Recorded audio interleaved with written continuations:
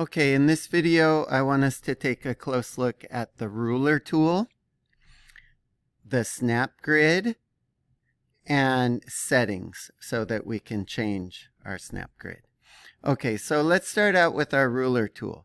I have a ruler on here. If I want to get rid of it, which I don't know why you'd want to get rid of a ruler, but you can exit out.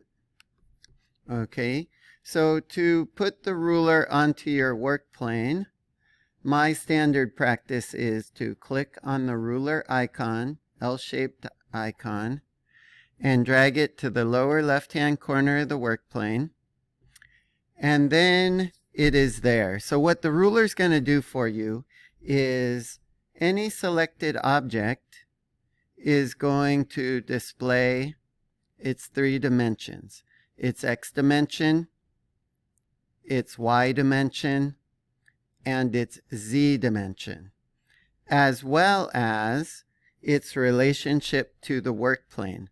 Right now the cube is sitting on the work plane, so it's at 0.00. If I type in 1, it lifts that 1, oh, we're in millimeters right now. So let's say I type in 8, it lifts that cube 8 millimeters off of the work plane.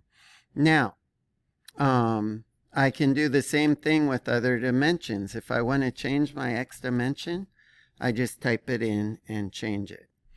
Of course, I can also resize using the handles, okay? And one other thing to notice is these 2 dimensions here. This is telling me my distance from the y-axis, okay, moving into quadrant 1. And this is telling me my distance from the x-axis to the edge. Okay, so now let's talk about snap grid.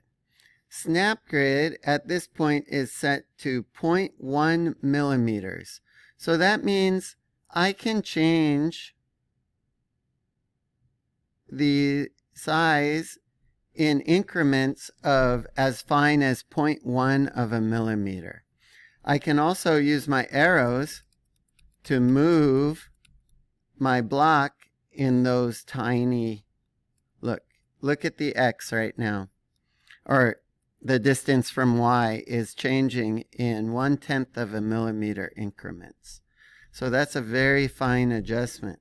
If I change my snap grid to 5 millimeters, now when I click on the keyboard arrows, it changes in 5 millimeter increments. Okay? So much more coarse adjustments. And also, when I try and resize, it's going to make those big movements. Now you might think, why would you ever want such a coarse snap grid? But in some cases, it makes life easier. A lot of times you'll want to have a very fine movement. Sometimes you'll want the coarser movements. So now let's talk about settings. If I don't want to be working in millimeters, what if I want to be working in inches?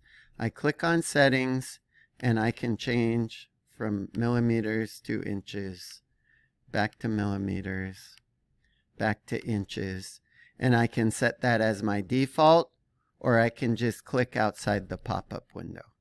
And now we are set to snap grid of 1/8 of an inch, so obviously we are in inches. And with snap grid, I can go to as fine a movements as 1/64 or as coarse as 1/2 an inch. So if I'm in 1/2 an inch, when I do duplicate and repeat, sometimes I like the coarser movements. So that's the ruler, snap grid, and settings. Play around with it. Good luck.